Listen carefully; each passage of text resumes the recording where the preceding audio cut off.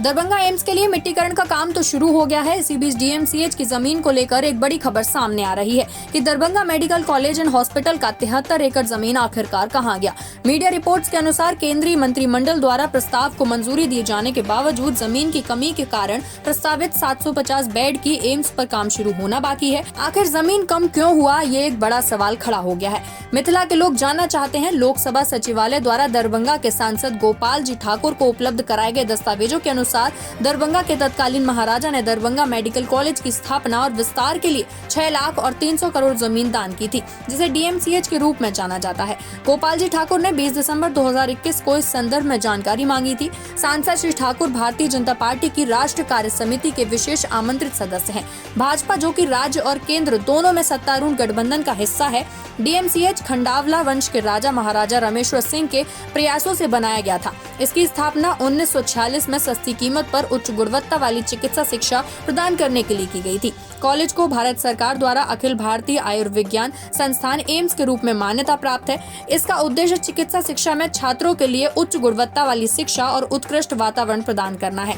संसद पुस्तकालय संदर्भ अनुसंधान प्रलेखन और सूचना सेवा द्वारा ठाकुर को उपलब्ध कराए गए दस्तावेज में कहा गया है। इस बीच श्री ठाकुर ने अभिलेखों का हवाला देते हुए कहा कि यदि डीएमसीएच को दरभंगा के तत्कालीन महाराजा द्वारा 300 एकड़ जमीन दी गई थी, तो डीएमसीएच की सीमा को नए सिरे से सीमांकित किया जाना चाहिए। डीएमसीएच सीमा के सीमांकन के बाद प्रशासनिक अधिकारियों ने केवल 227 एकड़ भूमि का पता लगाया था।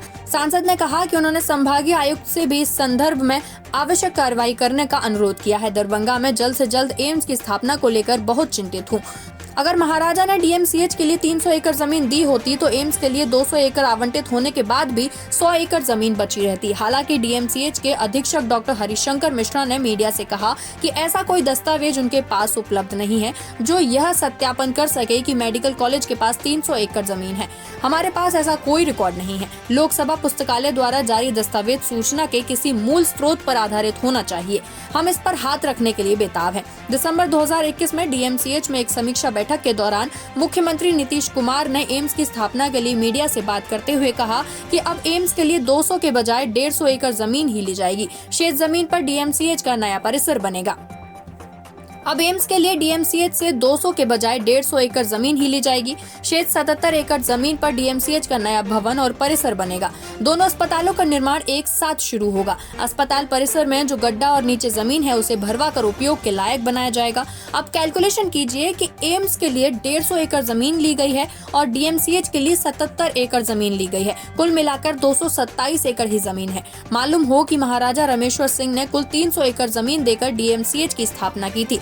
आखिरकार शेष 73 एकड़ जमीन कौन खा गया? क्या किसी मेडिकल माफियाओं का हाथ है या भू माफियाओं का? अगर जमीन का घोटाला हुआ है तो इसके जिम्मेदार कौन है? 15 सितंबर 2020 को प्रधानमंत्री नरेंद्र मोदी की अध्यक्षता में हुई कैबिनेट की बैठक में दरभंगा में 1264 करोड़ रुपए की लागत से नए एम्स की मंजूरी दी थी। इस अस्पताल का निर्माण कार्य 48 महीनों में पूरा करने का लक्ष्य भी दिया गया है।